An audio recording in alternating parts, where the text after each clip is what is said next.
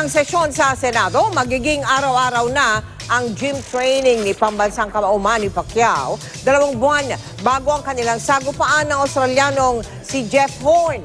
Nakatutok si Mav Gonzalez.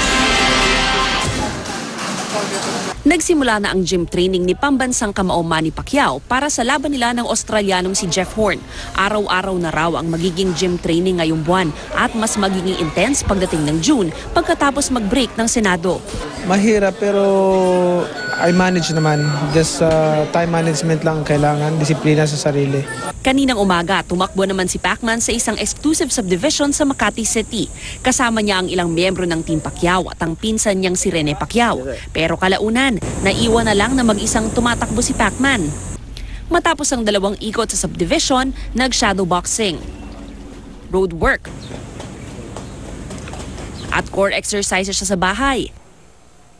Kahit naman nasa kalagitnaan ng training, nilaro ni Manny ang mga anak niyang narito ngayon sa Maynila habang bakasyon sa eskwela.